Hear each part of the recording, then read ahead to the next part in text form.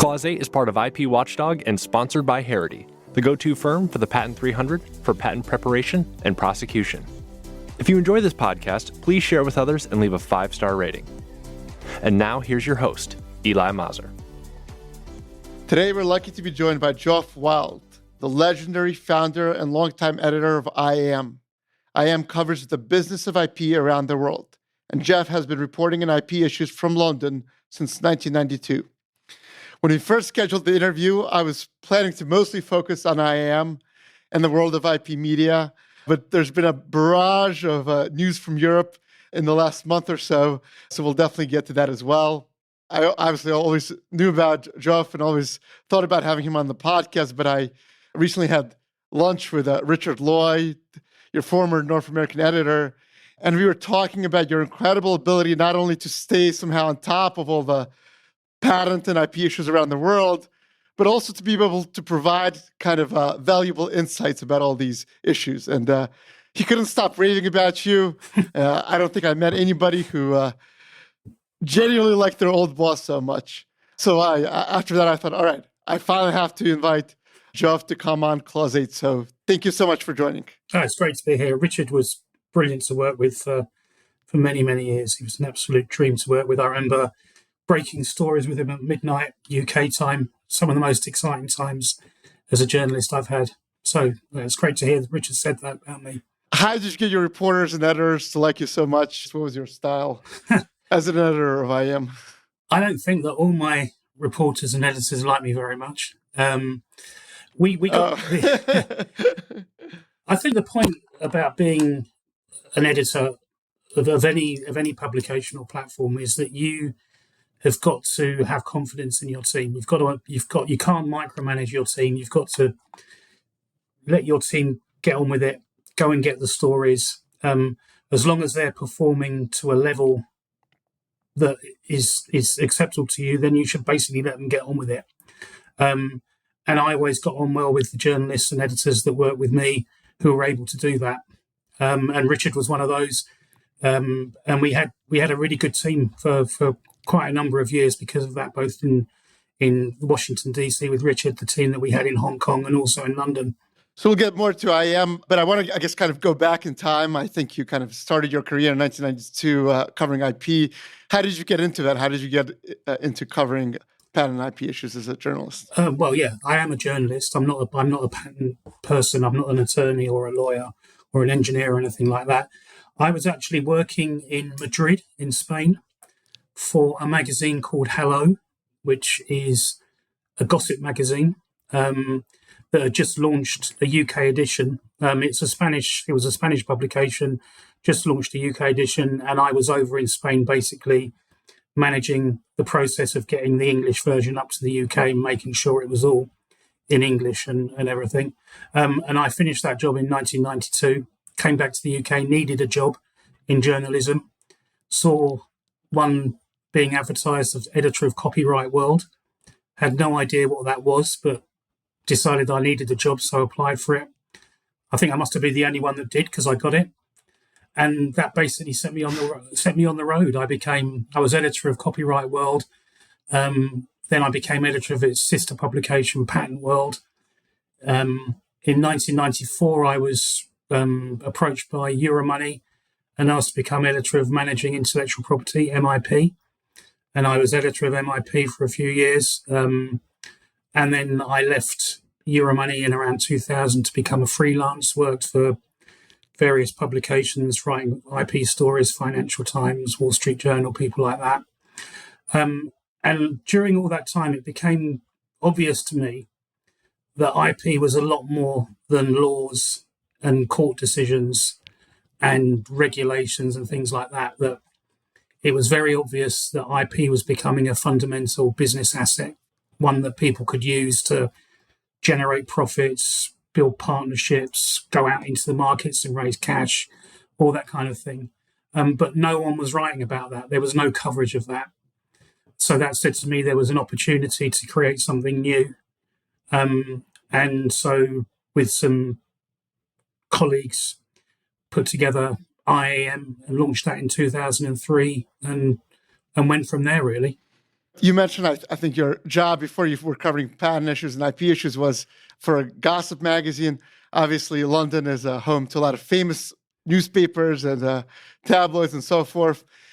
Do you think that informed your sense into how to make patent news interesting, how to make it relevant at all, that wasn't done before? Well, maybe. I don't know. I've never really thought about that. That's an interesting point. I think it's, as a journalist, what you're doing is you're always looking for a story. So you're looking for a hook, you're looking for an angle, you're looking for something that other people haven't got. You're competing with other people to get the story first in some situations. And maybe as a journalist, you understand that more than if you're an IP lawyer or what have you, because your training is very different. Your timeline is very different. The way that you look at stories is going to be very different. And, for an IP lawyer or an attorney or someone like that, getting the story out isn't the first priority. The first priority is to look after your client, is to understand the decision or understand the new law. For us, or for me, it's about getting the story out. Obviously, you have to understand it, but it's getting it out before anyone else and getting the angle that no one else has. And if you're trained as a journalist, you know how to do the headline, you know how to do the stand first, you know how to do the opening paragraph, maybe in a way that other people don't. So, I guess there's some advantages, but the other advantage for me was that when I got into IP, I just found everyone incredibly helpful, really enthusiastic and keen to share information and keen to share knowledge and keen to share perspectives. And so I think without the buy-in from the community, from the IP community, none of this would have been possible. And it's been one of the great privileges of my life has been to share this environment with so many fantastic people that work in IP in all kinds of ways. I think you've talked about how when you came up with the idea for IAM, you really thought about your target audience as being those chief IP officers, those people inside corporations who are responsible for managing portfolios and creating values for portfolios. Two questions. One is just my own curiosity is, what made you confident that there's enough of them out there who would be interested in reading news about IP? I can't claim credit for the term chief IP officer. Obviously, that's been floating around for a long time. I spent a lot of time in the early years of IAM speaking to a couple of guys, Rob Stern of Stern Kessler and Ron Laurie. Both of those I consider visionaries in terms of this type of this part of the marketplace. And we work very closely together on kind of developing the perspectives of what the chief IP officer was all about. There actually weren't that many of them out there, certainly at the beginning. It was kind of more of a, if you create it, they will come kind of idea. There were people like Ruth Peters at Philips, one or two other people doing it, but mostly it was kind of an ideal. If you create the idea of someone that is responsible not just for managing a portfolio and managing the risk around that portfolio, but is also someone who is responsible for creating value and doing deals. If you create the notion that that person exists, then more of those kinds of people will begin to exist, or people will want to be like that kind of person. And other people will want to be advising that person or selling products to that person. And in that way, you kind of create an ecosystem. In publishing terms, you would call it a buy-sell relationship. So if you put the chief IP officer, say, in the middle of a circle, and you got all these spokes feeding into it, all the people that want to speak to the chief IP officer, then you create a publishing ecosystem where people will buy subscriptions, will buy ad slots, will want to attend events and all the rest of it. And it worked. It worked again, thanks to the buy-in that we got from people in the IP community. And, really important to name check Ron and Rob as well. They were very important to developing the whole idea. That's interesting. So when you came up with this idea, the concept of even the chief IP officer didn't really exist the way we think about it today, or it's obviously pretty commonplace now. What are they interested in? What are chief IP officers interested in? Obviously, there's super busy on a day-to-day basis, but what do they want to know more about? In terms of publishing, I'll be very crude, but put it very crudely. Obviously, it's much more sophisticated than I'm about to say, but what they want to know about is danger and opportunity. They want information that will enable them to make decisions that will either protect their position or enhance their position. So you're always looking for stories and angles that will enable them to do this. So, you're talking about deals and how those deals worked and kind of the deals that didn't work and why they didn't work. You're trying to break news about deals and legislation. You want to get interviews with major players as well, so that you can interrogate those players and they can share their perspectives on things. And if you do all of that well enough, frequently enough, then people will begin to buy into what you're doing. It's all about understanding the matrix from a publishing perspective and the buy-sell relationships, and making sure you go out and deliver. Because the one thing that you can't do is make promises and then not deliver on them. And that takes us back to having a really strong editorial team with people like Richard in it, because when you've got those people, you know that you will be delivering. I'm sure you've met a lot and observed lots of chief IP officers and their careers. Is there anything that I guess stands out to you in terms of what separates the really successful ones from the rest? Certain personality traits, certain way they approach the job, anything? It's a really interesting question, because I think for me, it's actually a real strength, but also a weakness of the whole concept of the chief IP officer as it is, that the really successful chief IP officers will be visionaries. There will be people that can see things other people can't see, and they will see those internally within their own organizations, but they'll also see that externally in terms of the relationships that they can build, and the opportunities that are out there that can be grabbed. But the problem with that, I think, is that you become very dependent on that individual. What I don't think we've yet got to in IP is a point where there is clean succession from one generation to the next generation. That if you've had one really successful chief IP officer, the next one will be as successful and the next one will be as successful. It's not, in my mind, it hasn't yet become an institutionalized role in, say, the way that a chief financial officer is an institutionalized role, that there is a way to train chief financial officers, and there are things that all chief financial officers will do, attributes that they will all possess. Some will be better than others, but there's kind of a baseline of performance standard. And I'm not sure that we're at that stage necessarily with chief IP officers. So what you'll often see is someone will rise up to be a chief IP officer, but they will then be succeeded by someone who becomes head of IP or chief patent counsel or chief IP counsel or something like that. And so the role might slip back in to being a legal one, rather than the kind of the business opportunity that it had been previously. So I'm not sure if that makes sense as an answer, but I think at the moment it's very dependent on the individual rather than a kind of a collective understanding of what the role is within an organization. No, that's very interesting, because often you see a company have a very successful, SEP strategy, being very active, or as you say, visionary in how they use their IP and so forth. And then that person leaves, the chief IP officer, and it seems the company has decided to take a different strategy, and sometimes it is, but it really could be just nobody could really figure out how to do that as successfully. Absolutely. I think that's the thing. Maybe visionaries themselves don't think enough about succession planning, or maybe they haven't in the past. Maybe that's beginning to change now. But, maybe one of the attributes of a really top-class chief IP officer from now and into the future has to be someone that is able to do succession planning as well, to get a line of talent in place so that when that person leaves, it's seamless and everything can carry on as it is. I think, one of the other things that's really important is the communication with the board, with the CFO.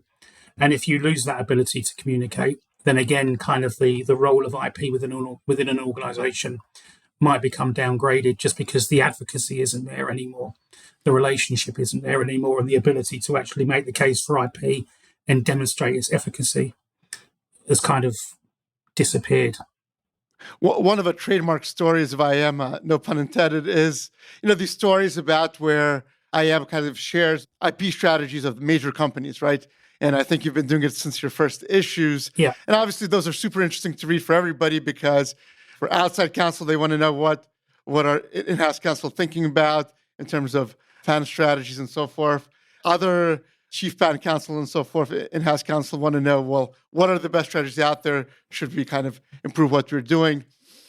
But Usually attorneys who occupy those roles, they're very risk averse, right? You mentioned they worry about risk a lot. Was it hard to get them to share those strategies, like for that first issue? For the first few issues, it was a nightmare, because no one knew who we were. I mean, I obviously, because I've been working in IP journalism for a while, I knew a few people, so we called in a few favours. But actually, we were very lucky in launching IAM because we launched at a time when incredible things were beginning to happen. And I should name check here someone else, a guy called Bruce Berman. A previous closet guest, yeah. He was working at the time with Marshall Phelps. And Marshall Phelps, but what Bruce did was put us in touch with Marshall Phelps literally at the time when he joined Microsoft. And so we got the inside scoop on all of that because of the personal connection we had. And Bruce was actually a very long-standing friend of IAM and wrote for us for a number of years. But that was fortunate. But coincidentally, almost at the very same time, the first IV fund began. So kind of we had proof of concept very early on in IAM's existence. And because we were writing about stuff that other people weren't writing about, the people involved in that stuff really had nowhere else to go in terms of doing interviews and providing insight.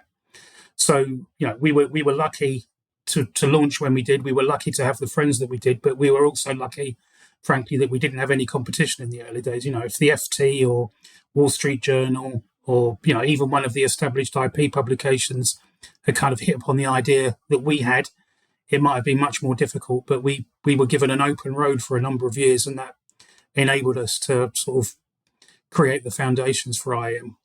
So what do you think companies see as the benefit to sharing their internal secrets about how they think about building their portfolio and monetizing it, not monetizing it? It's a good question. It's one that I actually asked Ruud Peters when he was Chief IP Officer at Philips. Why, Ruud, why do you spend so much time speaking to people like me, attending events, sharing the secrets of Philips' success and how they do deals and what have you? And he said, we need other people. We need other people in the marketplace. If it was just Philips, we couldn't do deals. If it was just Philips doing it, there would be no market. So I'm out there creating knowledge, sharing information, because in that way we build a bigger market and that creates more opportunities for us. And I guess that's part of being a visionary, is you can see beyond sort of the narrow confines of your immediate interest as a business to think longer term and much more widely about how you're going to develop over a number of years rather than from quarter to quarter. So it's really about supporting the ecosystem as a whole than your immediate interest for that company or as a professional. Exactly. Yeah. I mean, you if there's just two people that know all about IP and IP deal making and the value of patents, then those two people can talk to each other. They can do a deal, and then what? You need other people that have the same level of knowledge, and that's the way that you grow everything. Have you, I guess, come across any downside or risk about sharing too much? I have sometimes been surprised that people have told us stuff that they have, but they have, and so that's fair game. There have been other times when people have kind of realised that they've said too much and kind of said no before we published, and you have to respect that. You can't, you don't want to, as much as you've got a great story immediately, you ruin a load of connections for the longer term, and no one wins out of that. So yeah, I mean, there are times when things like that happen, but frankly, we have a very sophisticated, intelligent readership, and we're speaking to very sophisticated, intelligent people. So it doesn't happen. It doesn't happen that often. These people, they know what they're doing, they know what they're saying, and they're saying what they want to say. From my experience, sometimes the opposite is true. Well, I mean, if someone doesn't want to talk to you, they don't want to talk to you, and so you don't talk to them anymore. There are people that you come across that aren't great, that are quite, that are hostile and what have you, and you just learn to step by them. There are other people out there, so shouldn't never get too hung up on what one person says or does. Too many stories to cover, anyways. IAM wasn't only like a visionary in the IP media space, but in the media space as a whole. If you really look about when you guys started and some, the things that media companies are doing now, and two things come to mind. One is subscription, the fact that you have a pretty strong paywall for your online content. And second is the conferences, right, which is a huge part of IAM's business from what I understand. Tell us a little bit about how you came upon those ideas. Yeah, well, I mean, the subscription is, that's kind of the lifeblood of a platform. If you don't charge people for a subscription, then you don't have a business. So you've got to do that. The conference is, again, kind of serendipity, really. The first event we did was in Amsterdam. I think it was 2007, 2006. And we worked with Ocean Tomo on that when Ocean Tomo were doing their auctions. And Ocean Tomo, I think it was the first patent auction they did in Europe, and they wanted to build an event around it. And so they approached us to build the event, and we created a kind of a day and a half program, and then they held their auction on the final afternoon of the second day. We had no idea how it would go. No idea at all. None of us have done these events before, but we got 450 people there, and we thought, blimey, there's something in this. Let's give it a go. And so that's what we did, and that's how we launched IPBC. It was, proof of concept was the Ocean Tomo event, and from then on we thought, well, we could do this ourselves and do it for 2 days and bring the community together. And it was, again, it's all about the buy sells. If you get enough senior chief IP officers attending an event, then other people will want to come as well. And sort of over recent years, the challenge for us has been, how do we ensure that the chief IP officers still keep coming? And the way you do that, unfortunately for everyone else, is that you have quotas. That, if you're an IP owner, then you're very welcome to come to IPBC, and fantastic. But if you're providing services to IP owners, or you're working in private practice or anything like that, then there's a quota. So we don't get an event that is flooded with people throwing business cards at chief IP officers. But yeah, I mean, it was a fantastic thing to do.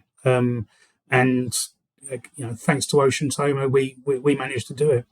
Do you have any concerns as a journalist about potential conflicts in terms of the people sponsoring and making these conferences happen, and then you have to cover them and maybe think about whether you should write a story that they might not like or like? Yeah, I mean, I think there are always concerns around that. Absolutely. I think it's a very important point. We are not involved as journalists in sponsorship. So we don't get involved in selling sponsorships or identifying sponsors or anything like that. We also have a separate production team that put the event together. So they will come to journalists and ask, what are the key subjects that are being discussed at the moment? What do you think we should be covering in terms of topics? And we provide input on that. But it's the production team that puts the event program together. So there's no conflict in that sense. Is there a conflict when you see that a company X is a gold sponsor of an event? Is there a conflict then that you don't want to cause them any difficulty? You don't want to have negative coverage of what they're doing or anything like that? Again, I think that is a danger. But you're not doing anyone a favour by pretending that stories aren't happening if they are happening. You're not doing anyone a favour by pretending that something hasn't happened if it has happened. And why does someone want to spend a lot of money sponsoring IPBC or becoming a subscriber or what have you? Because they want to be associated with the brand. And they want to be associated with the brand because the brand is considered to be very high quality. And it's considered to be very high quality because it provides information and analysis and all the rest of it that you can't get from elsewhere. So if IAM was a platform that didn't cover stories because they were difficult for sponsors or because they were told they couldn't do it or anything like that, people wouldn't want to be associated with IAM in the first place. They wouldn't buy a subscription. That's always the way I've thought about it. One thing I should say point. You can't, in the end, you cannot charge the subscription prices that IAM charges. You cannot charge the sponsorship fees that IAM charges if you're a compromised second-rate brand. You've got to be going out there and getting the best stories and providing the highest quality analysis every single time, no matter who it cheeses off on one occasion or another. And again, look, our readership and our sponsors are sophisticated, intelligent people. They understand. I have to say that, I was editor of IAM for close to 20 years, editor-in-chief for all that time. At no point was I ever approached by any sponsor or subscriber and told, don't run that story. Or if you run that story, we're no longer going to be associated with you. And to be fair, it never happened internally ever either. We never had business development people contacting us and saying that. Because from the very start, when I established IAM, I established it as a journalist, and I kind of wanted it to be journalist-led and content-led. And from the very start, we put that kind of Chinese wall up there because we were aware that there could be conflicts. But it's never actually happened in real life. One thing I should say, Eli, is that I am no longer editor of IAM or editor-in-chief of IAM. So I'm still not retired long enough to say they. I keep saying we, but it's not. These decisions are no longer. No. Sorry, I should have said that. Yeah, that's fine. But these decisions are no longer being taken by me or anything like that. So I'm speaking from my experience, not on behalf of IAM or anything like that. When I think about your views and how IAM covers IP-related news or patent-related news, they generally seem to fall on the pro-patent side of things. How did that develop? If you do think that's a fair characterization, because obviously you kind of just fell into this world. What made you think patents are a good thing? Well, I think pro-patent. I had an interesting conversation with Sean Ambwami about this from Unified recently, and he made me think about it. I am pro-patent, I am pro-IP, but I think a lot of the people that are kind of maybe sometimes on the other side of the argument are also pro-patent, but they're pro-patent in a different way. So I used to use the term pro-patent and anti-patent quite liberally. I'm now a lot more sort of guarded about how I use it because I think it's quite inflammatory. But putting all that... You're retired. So yeah. Putting all that one to one side, what I would say is I'm pro-patent because I believe that patents work. I believe that patents create incentives for people to invest in R&D. I believe that patents enable collaborations. They do build wealth. They do help to diffuse technology and knowledge and all the rest of it. I've been looking at this marketplace for 30 years and I've seen it happen. You look at connectivity and connectivity patents and standard essential patents. You look at what they have enabled over the last 10 to 15 years. Look at the development of the iPhone or the mobile phone. Look at what we did during lockdown and how we spoke to each other. Look at what we're doing now. At the bottom of that is the patent system. Same thing with COVID vaccines. At the bottom of that, it was companies and institutions and universities working together that all their business models were based on the patent system, on the IP system. They were able to work together incredibly quickly, incredibly effectively, and incredibly creatively to create a vaccine within 18 months of this COVID horror show arising. There is proof of concept everywhere you look in terms of how effective patents are. So how can you not be pro-patent? I think I find it very difficult to sustain an argument that we would be in a better world if patents didn't exist, put it that way. And it's, similar with other forms of intellectual property as well. So that's why I'm, pro-patent. The fact that IAM's first conference was co-sponsored with Ocean Tomo, obviously their initial idea, and there was a lot of hype about it, that they would auction off patents, live auctions. I think they had an idea for a stock market and all that. Yeah. You mentioned intellectual ventures. There was a lot of hype about that. I think they were going to invent on their own and get patents on their own. Then they started buying buying patents and I guess became more traditional NP. More recently, litigation funders, there's a lot of excitement about that. A lot of them are turning into, I guess, more traditional NPs as well in terms of how they operate. You've seen the rise and fall of many of these models. Any of that, besides the ones we discussed, that stick out to you? What did you think every time you hear about this new idea out there? I think that patents are inherently complex. That's the problem with them. I mean, people always make this comparison between intellectual property and real property, for example.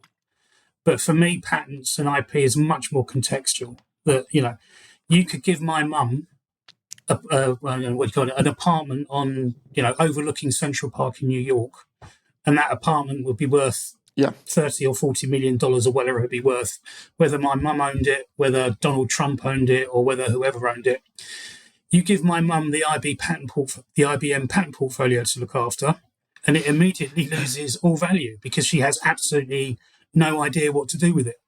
She has no concept of how it works. She doesn't understand the technology that's within it. She doesn't understand the relationships out with of IBM that might create value from it. And so there is so much more context in patents than there is in other forms of property or any other asset class.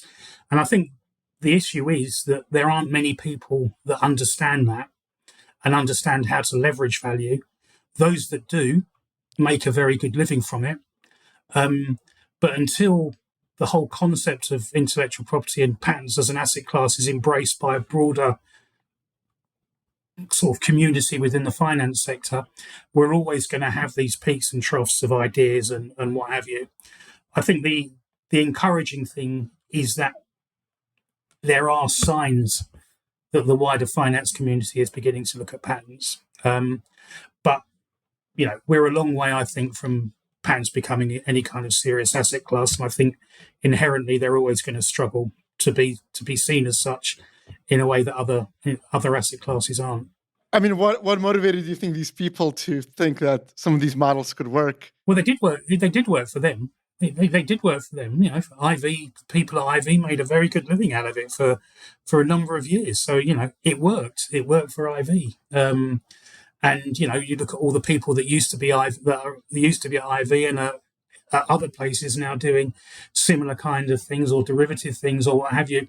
There is an ecosystem of people that are doing it, and they're doing it because they make a good living out of it, and they make a good living out of it because they know stuff that other people don't, and so there is there's a leverage opportunity there. It's that ability to go into a portfolio and analyze it and select what the strong patterns are and understand that a lot of the stuff isn't going to be valuable and all the rest of it. That's the opportunity. And as I say, at the moment, there aren't many people that do that. It might be that in a few years, AI and big data and things like that is going to change the game, and you'll be able to sort of press a few buttons and do this a lot more mechanically. And that's beginning to happen already. And I suspect that the more that happens, the more mainstream finance is going to get involved in this, and the kind of inherent advantages that patent people have at the moment may not exist in a few years' time. Another interesting change that you've seen in your, I'm sure you've seen over your career, and get your thoughts. When I recently interviewed Tim Pullman, and he got his start working for some, I think, German government agency that was got interested in patents because Nokia was being sued for patent infringement, the patent troll of the day.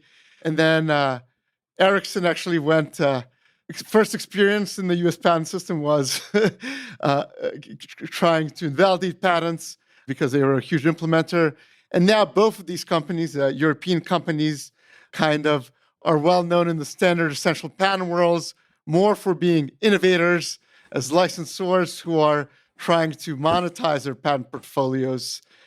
What do you think are the lessons from that of these companies that other companies should take, I guess, in how they approach the patent system? Well, I mean, you look at companies like Ericsson and Nokia and what have you, and they have obviously developed and transitioned over the years. But the reason they're able to monetize their patents so successfully now is that they invested in patents over a long period of time, and they invested a lot of money in R&D over a long period of time. And the patents they got on the back of the R&D were strong patents of high quality that read on really important technology. And, I think the lesson for any company is that you can use patents to create value for the company, but you have to be committed to it. You can't do it on the cheap. It's not just about going out and getting a patent. It's about getting the right kind of patent, reading on the right kind of technology. And if you do that, then you've got a chance, even if your initial business doesn't work out in the way that you thought, you've still got an opportunity to monetize the investments that you've previously made. And, that's a very strong lesson I get from companies like Ericsson and Nokia, even BlackBerry, people like that.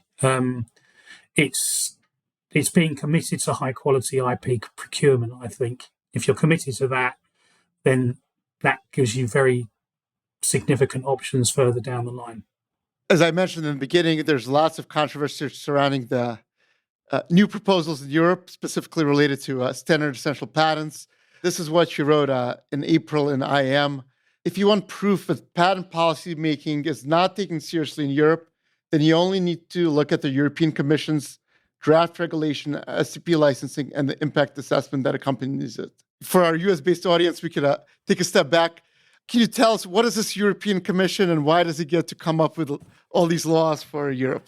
So the European Commission is based in Brussels, and the European Commission is basically, you think about it as the administration of the European Union. So it's where kind of policy develops and law originates. And it's divided into lots of different areas: competition law, internal market, dozens of others like SMEs, things like that. And all these DGs, these Directorate Generals, are different departments within the Commission, and they are constantly developing policy. And every now and again, they will promulgate a regulation or a directive. And then they will put that in front of the member states and the European Parliament. And if the member states of the EU and the European Parliament agree, that regulation or that directive will become law. Don't want to get too technical, but if it's a directive, I believe that there is some leeway to interpret the directive at a national level. If it's a regulation, you have to implement the regulation as it is written into your national law. But it's all done. The Commission doesn't say this is a law. The Commission suggests the law, and then it has to be approved by the member states and the European Parliament. So what they've done with the SEP, Those are regulations, right? Those are not directives, I guess.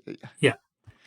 So what they've done with the SEP is they've put together this regulation that, according to a lot of people, and I agree, is a fundamental reworking of the entire SEP licensing framework in Europe. Creates much greater burdens on SEP holders than there have been up to now. Is likely to increase their costs, reduce their royalties, make it much harder for them to enforce their patents. It's going to hand over a role to the EU IP office, which is currently the issuer of trademarks and design rights in Europe, and make that a place where you must register your SEPs and they will determine FRAN royalties and all the rest of it.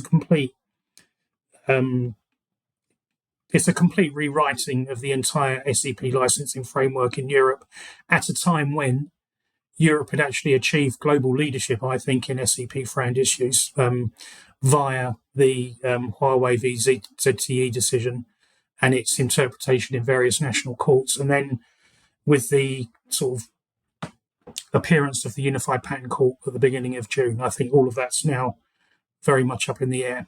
And it all seems entirely unnecessary to me because there is very little, if any, evidence that there is an inefficient marketplace out there. There is very little litigation. The Commission is very, very concerned about SMEs. There is very little to no evidence that SMEs are adversely affected by SEP licensing. And it just seems to me a crazy idea to throw everything away and risk all of that on the back of no evidence. And it's something similar happened in the US. I think has happened in the US over the last 10 years. A lot of evidence-free policy, and I think a lot of people in the US would argue that's been quite damaging to US interests. And it just seems silly that the Europeans are now going to be going down the same route. What do you think drove the European Commission to tackle this issue in the first place? What was the impetus for that? Extensive lobbying, very, very extensive lobbying by people, frankly, that don't want to pay as much money as they do now for standard essential patents. And they have been trying to persuade the Commission for a number of years that there is a massive crisis in Europe, that US-style patent trolls are about to enter the European marketplace, that there are huge inefficiencies that are handicapping the ability of European companies to develop innovative products and all the rest of it.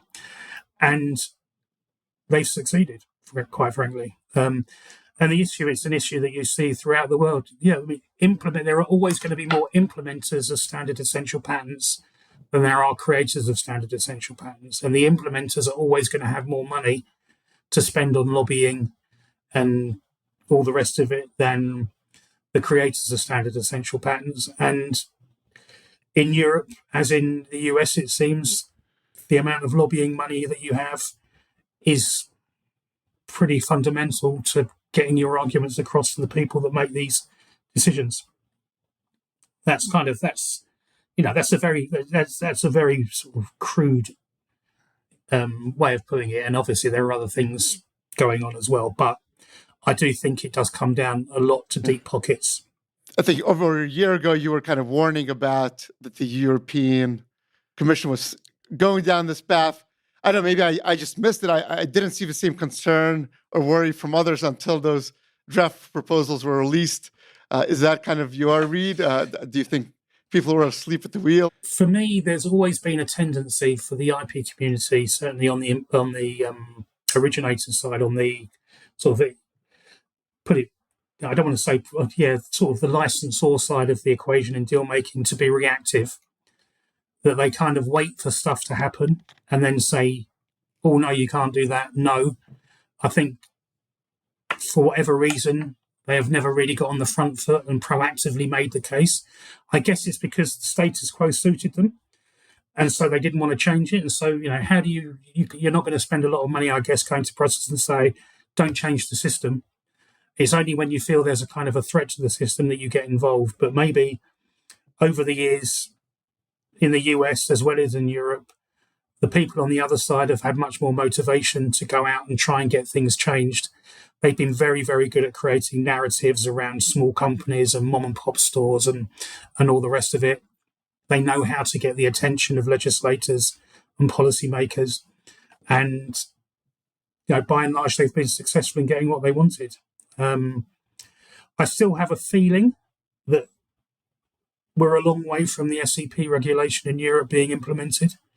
I think that there seems to be enough holes in what's being produced by the Commission, enough flaws in it, that almost no one is happy with it.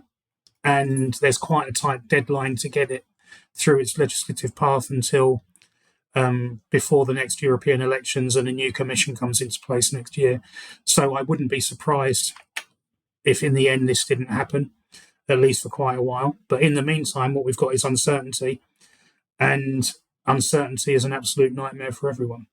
And you mentioned a bunch of these proposals. It seems like kind of a wish list for the implementer lobby, although they suggest otherwise. I mean, what do you think is going on? Are they just trying to see, which one of these proposals will survive scrutiny? Is it really a comprehensive set of proposals that the Commission thinks makes sense? What do you think, like at the stage we are now, how should we view these proposals? I think the implementers, it's a bad word, but let's say the implementers, I don't think many of them are happy with what's turned up. There were quite a few last minute changes to the regulation, which has upset the implementer side of the equation, but not enough changes to actually make the SEP holders feel very happy. And that's why I think there is serious potential for it not to happen. That if everyone is hacked off with it, it's going to be difficult to get momentum to get this through the process within the next sort of 12 to 18 months. And if it doesn't happen within the next 12 to 18 months, then, it may not happen at all. I mean, for me, there's a really good opportunity to go back to the drawing board, start again, get everyone involved, get real evidence, identify what real problems might be, and start to work together to solve them. But whether that happens or not, we'll see. Positions are so entrenched. In the U.S., sometimes lobbyists know they just have to hold out till the next administration comes in or a new Congress or so forth. Yeah. In Europe, for the European Commission, I guess as the Director General, is it a term-limited position, or how does that work?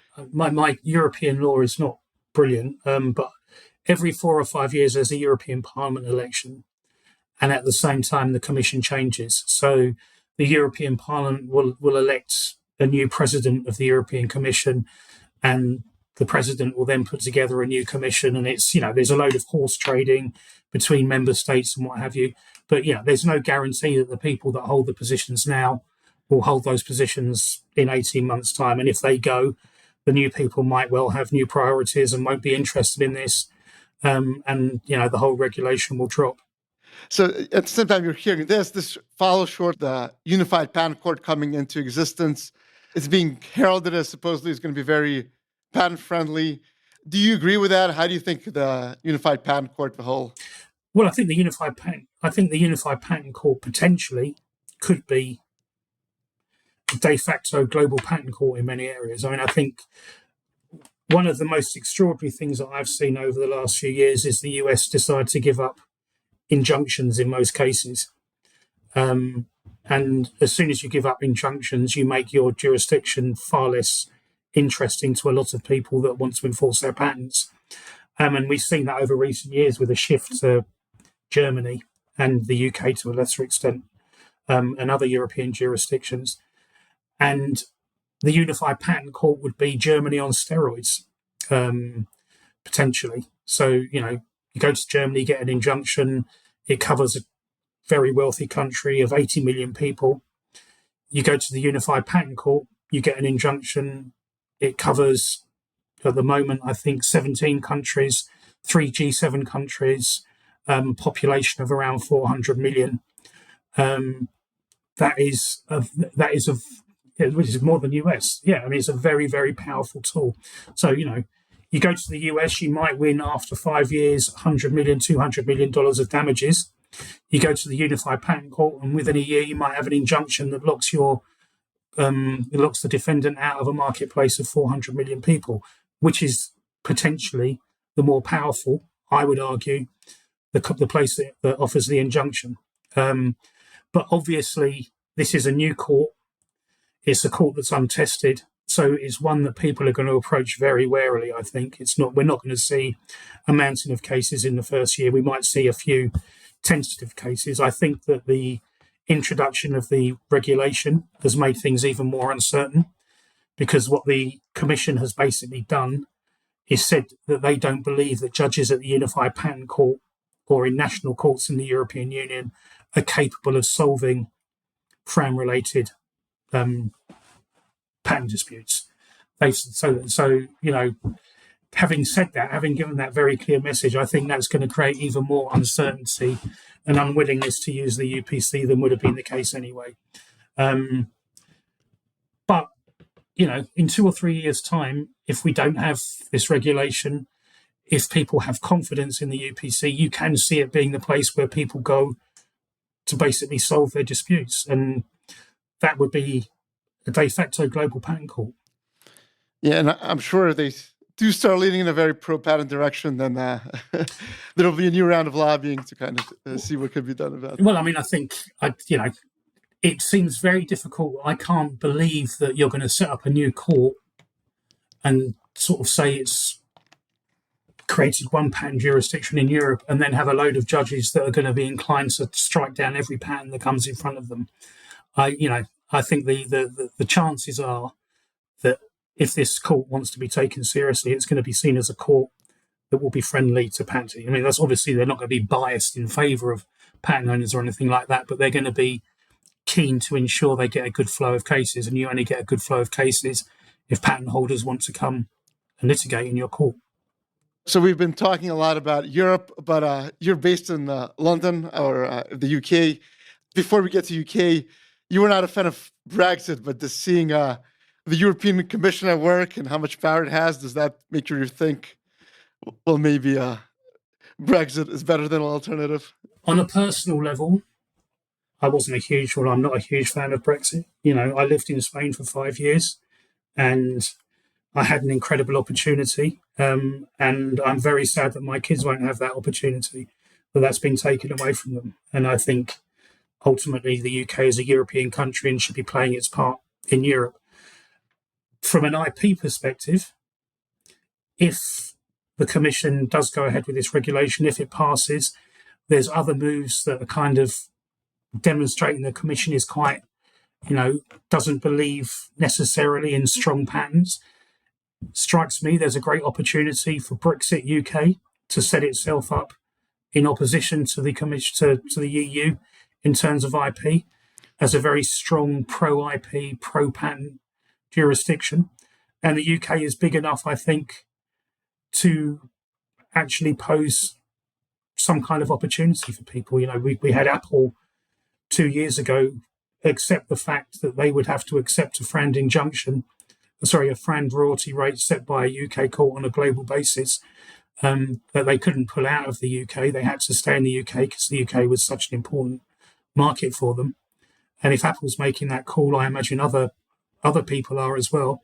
So, if the EU doesn't want to be the place where patent disputes are decided, if the EU doesn't want to be pro-patent, then maybe the UK can.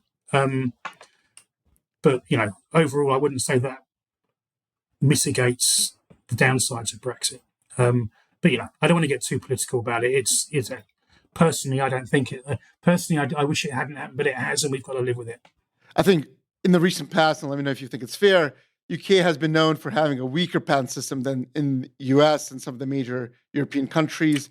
Give us some perspective about why you think that is. Is there a way that people in the UK thought about intellectual property rights as different? Or I don't think the UK had a weaker IP system. I think it was more that in some situations, UK courts were less likely to uphold European patents or patents granted by the EPO than courts in other parts of Europe. So it wasn't the system per se. It was kind of the proclivity of judges to be less, to be more sceptical, put it that way, of patents granted by the EPO than in other jurisdictions. If you talk to practitioners in the UK, they will say that is much less the case these days, that the courts are more pro-patent, and we have seen decisions like Unwired Planet, which would indicate that as well. But I think there is a general perception internationally still that the UK maybe is less patent friendly than other jurisdictions. And that's something that the UK has to work on. But in terms of an overall IP, I was going to say, in terms of an overall IP system, I think the UK has one of the strongest in the world. Certainly, in terms of attorneys, patent attorneys, trademark attorneys, patent private practice lawyers, people like that, then, I think the UK is well up there in kind of the Premier League of the global table. You mentioned that obviously IAM opened an office in Hong Kong, in China. For a while, it seemed there was a lot of hype about China has the strongest patent system. Yeah. It is the future model of the world. Everybody should go there. And I think you even wrote about it that, in the recent past, people have been reminded, well, China is still controlled by the Chinese Communist Party. And really, that's at the heart of what China is. In reality, even if there are patent rights, those are at the whims of whoever controls the Communist China Party at the time. Do you think there was wishful thinking? Is it time for IAM to close down their Hong Kong office? What do you? No, I think ultimately, in a country where there isn't an independent judiciary, you're always taking a chance. And clearly, China doesn't have an independent judiciary. But at the same time, I think a lot of the experiences of companies litigating in China is actually pleasant in terms of being a foreign patent owner trying to enforce your rights there. So I don't think it's as dark as all that, but clearly there are risks. What I would say about China is, yeah, there are a lot of downsides, but also I think I think about 10, 15 years ago to where China is now in terms of its sophistication around patents. You look at some of the companies, Xiaomi, Huawei, ZTE, Lenovo, people like that, they have incredibly sophisticated patent and IP operations run by incredibly knowledgeable people. And they're doing some of the most exciting things there are in IP. Look at the big decisions that are handed down, certainly in Europe, around SEPs. On My Planet involved Chinese companies. Huawei v ZTE was two Chinese companies litigating against each other. So they're doing great things. And the other thing that they invest a hell of a lot of money in R&D, and that will pay dividends in the patents that they produce. So China is absolutely not a country that you can afford to ignore. It's absolutely central to the development of the global patent marketplace. It may not be the land of milk and honey that everyone thought it was, and obviously there are major sort of and wider geopolitical issues around China. But just in terms of patents and IP, I think China will continue to play a really important role for many years to come, probably forever. The rest of Asia, Japan, South Korea, Taiwan, countries who are more aligned in terms of our Western values and so forth, their companies have some of the biggest patent portfolios in the world, but you don't hear much about those countries' internal approach to patents. Some of the stuff is just an example. I heard a Japanese attorney express surprise that a German court would rule against Daimler. Any thoughts about those collection of countries, about what's happening with their patent systems, about, I think Japan, what we can expect in the future? Japan is a country that's going through a very, very slow revolution when it comes to patents. I think companies in Japan are becoming a lot more aware of patents beyond being defensive assets. I think you're seeing more companies in Japan looking at the monetization opportunities around patents in a way that you didn't see a few years ago. That may not be playing through in the Japanese courts, but I think it certainly is in certain Japanese boardrooms. When we first went to Japan as IAM a decade ago, no one wanted to talk about monetization. Everyone was talking about patent trolls and things like that. You go back to Japan now, I think there are many more sophisticated views of patents than there used to be. The other country, I think the country that's really interesting, obviously, is India in Asia. And, India is now emerging as a very important jurisdiction in terms of SEP friend. Indian courts at the moment are willing to give injunctions to SEP holders. And it's a huge market, and it's a market that's getting wealthier. So that is one to watch. And also, I remember having a conversation with someone from IV many years ago when they moved into Asia, and they said they went to various countries in Asia, and they were impressed with all of them. But what they saw in most countries was kind of a focus on incremental innovation. That something would be invented elsewhere, and all these markets were really good at incrementally improving the basic product. And what they said was in India, it's completely different. That they are all about looking at how you can disrupt. It's about disruptive invention and things like that. And I think if India can get its act together in terms of a strong patent system, a strong ecosystem around R&D and innovation, there's the potential for huge things in India. I mean, it doesn't seem to me to be a major coincidence that a lot of the really top quality engineers and CEOs that you see in places like Silicon Valley are from India. Now, if those people felt that they could stay in India and do stuff, and they should start doing it, then, just think of the potential of that market. Yeah, I agree about India. I think it's underhyped, if anything, about the potential that's there in the future. The last area, I guess, is South America. We see Brazil and Colombia are becoming strongholds for defending patent rights. particularly hear about in pharma and standard essential patent stuff. Did that development surprise you? Why do you think it came about, or is it? Well, I think what's interesting about Latin America, and we may see it in Africa in a few years' time, is in many ways technology is becoming commoditized. It's much easier to reproduce than it was in the past. It's much easier for people to buy because it's cheaper than it used to be. And so it's becoming more like trademarks, where the size of the population is actually a definitive aspect of the importance of the marketplace for a patent-owning company, in a way that 10 or 15 years ago, it wasn't necessarily. So, there are 400, I don't know what the population, it's hundreds of millions of people live in Brazil. Most of those will have some kind of mobile telephone. So they've got access to technology that wasn't there 10 years ago. That makes Brazil an incredibly important marketplace.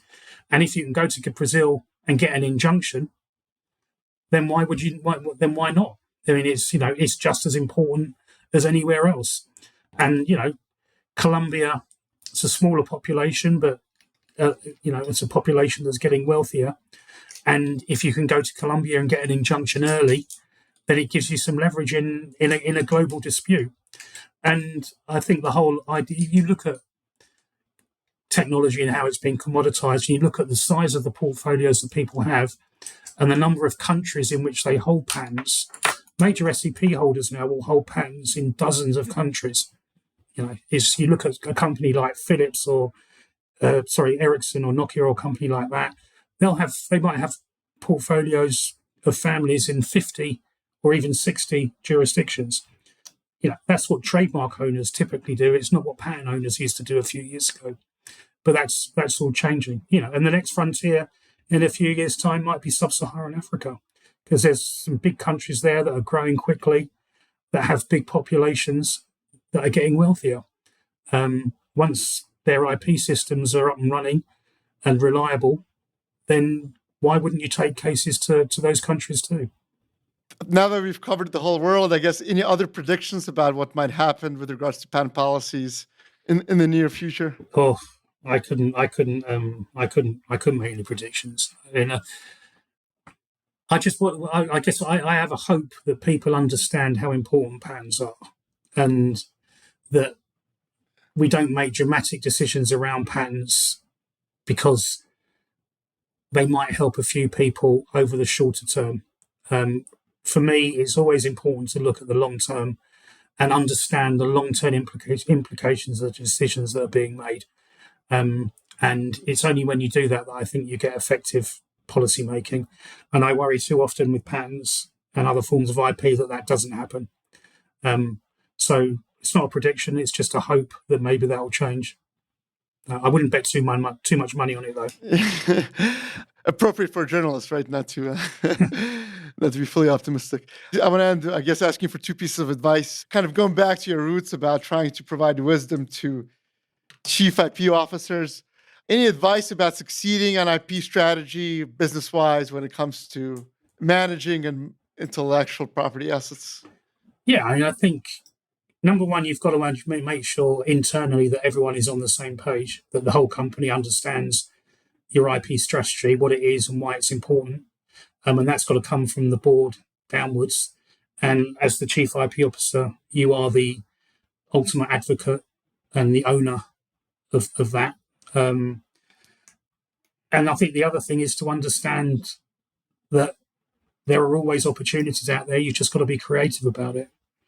And if you work on that basis, then and you've got good patents to play with, then you're likely to do well.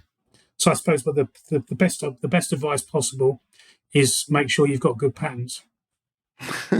That's a great advice, and helpful for my interest as well as a patent attorney. To someone thinking of starting a media venture, what would your advice be to them in the IP media space or in media in general? If you want to start a commercial operation, make sure you've got a buy-sell relationship. So make sure that you have a reader in the center of the circle and that you've got loads of spokes feeding into that circle. Just because something interests you doesn't mean it's going to interest everyone else. You've got to identify a marketplace, understand the relationships within that marketplace, and if you position yourself properly within that marketplace and then deliver a high quality product, the chances are not that you're going to be successful, but you're going to have a shot at doing something interesting. Great advice. Thank you so much, Joff, for doing this. That's a pleasure. Great speaking to you.